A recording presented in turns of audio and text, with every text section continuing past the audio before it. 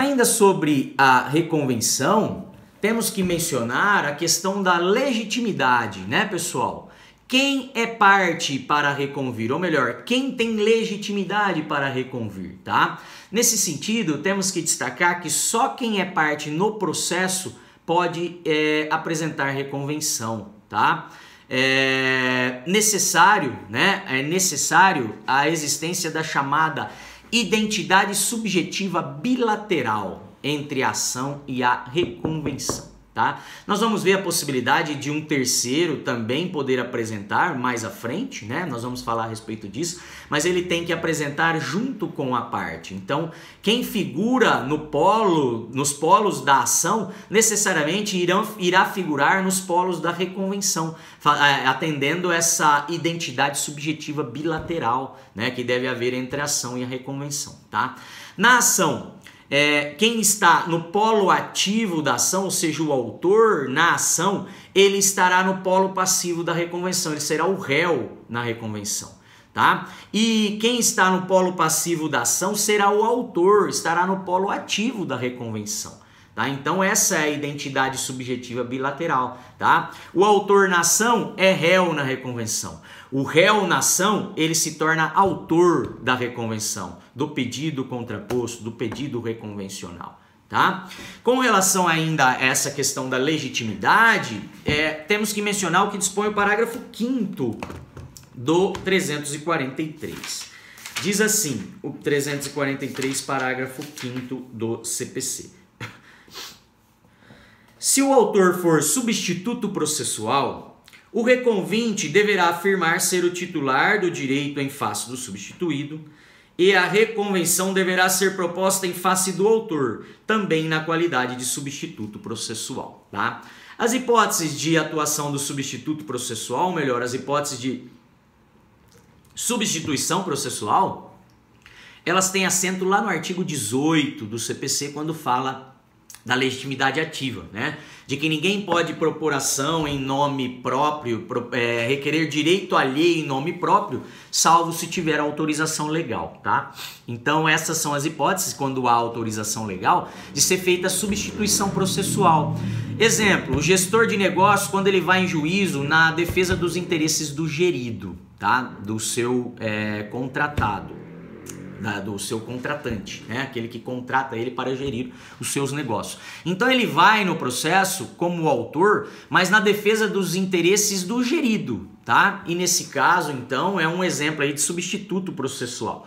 Né? O gestor de negócios, ele atua no processo como autor na qualidade de substituto processual do substituído, que é o gerido, aquele então que o contrata para gerir os seus negócios, tá? O MP, na defesa dos interesses dos consumidores, da criança e do adolescente, dos idosos, né? Ministério Público, quando entra com uma ação na defesa dos interesses dos consumidores, por exemplo, ele vai na qualidade de substituto processual. Ele está indo em juízo, em nome próprio, demandar direito alheio, direito que cabe aos consumidores. Tá? Então, hipótese também de atuação como substituto processual, né? E outro exemplo que a gente traz aí no material de vocês, ação de consignação e pagamento, né? Em que um terceiro vai lá e faz a consignação do valor da dívida, paga a dívida, né? Em nome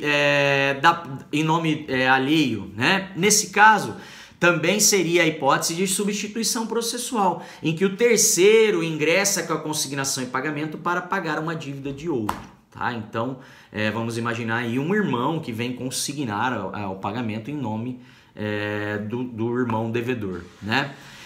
Nesse caso, então, pessoal, o réu ele vai oferecer, o que diz o parágrafo 5º, é que a reconvenção ela será em face do substituto processual, tá? Aquele que vai em juízo pleitear direito alheio.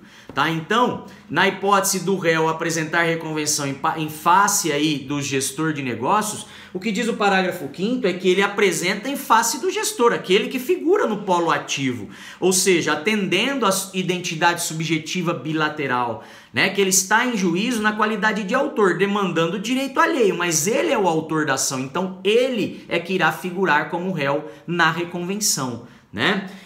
O que deve haver, menciona aqui o parágrafo 5º, é que o reconvinte deve afirmar, deve justificar ser o titular do direito em face do substituído, em face do gerido, então, né? Mas a reconvenção ela vai ser apresentada em face do gestor, aquele que está no polo ativo da ação. Tá? Então vamos imaginar o síndico que vai na defesa dos interesses do condômino, né? E o réu na ação, né? Vamos imaginar um condomínio em face de uma empresa, né? E a empresa, na qualidade de ré, ela quer apresentar um pedido contraposto. Ela não fará em nome dos condôminos, ela vai fazer em nome do síndico, que é ele que figura no polo ativo da ação. Então é ele que irá figurar no polo passivo da reconvenção. Tá? Então o que diz esse artigo é que o réu oferece reconvenção em face do substituto processual, ou seja, aquele que veio a ingressar a ação pleiteando direito alheio, aquele então que está no polo passivo da ação originária, ok? Tranquilos? O prazo, pessoal, para apresentação da reconvenção é o mesmo prazo de contestação, tá? São os 15 dias úteis, né? Contados lá, desprezando o dia do começo, contando o dia do final, como nós tivemos oportunidade de falar quando estudamos a contestação, tá? Então é o mesmo prazo do 335. 15 dias para reconvir, tá? É possível a formação de litisconsórcio, ativo ou passivo na reconvenção. Então, no polo ativo da reconvenção ou no polo passivo da reconvenção é possível também a hipótese de litisconsórcio, tá? Então, nada impede que só um dos réus, né, na ação venha apresentar reconvenção em face do autor, tá? E também nada impede, né, que o réu apresente reconvenção apenas contra um dos litisconsortes autores, tá? Então, essa hipótese aí contemplada quando falamos de legitimidade, tá? A hipótese de litisconsórcio, é possível litisconsórcio? Quer dizer, é possível reconvenção nas hipóteses de litisconsórcio? Isso que eu quero dizer, né? É possível reconvenção nas hipóteses de litisconsórcio nos polos da ação? É possível, tá? Nada impede que apenas um dos réus que está no polo passivo da ação apresente reconvenção, não precisa necessariamente os dois apresentarem um pedido contraposto em face do autor, apenas um poderia trazer uma reconvenção, né? O outro pode apenas apresentar contestação. E quando houver um litisconsórcio ativo, no polo ativo da ação, então existem vários autores. Nada impede que o réu apresente reconvenção apenas contra um dos autores. Ele não precisa apresentar pedido contraposto em face de todos os litisconsortes ativos da ação. Ok? Beleza? Ainda sobre reconvenção, outra questão diz respeito ao parágrafo 3º e 4º do 343, a possibilidade de apresentação de reconvenção, né, com um terceiro, né, ou contra um terceiro. Diz o parágrafo 3º que a reconvenção pode ser apresentada contra o autor e contra terceiro. E o parágrafo 4º diz que a reconvenção pode ser proposta pelo réu em litisconsórcio com terceiro, tá? Então, vamos imaginar que o autor tem um direito em face do autor, um direito aí oriundo de uma relação contratual, né?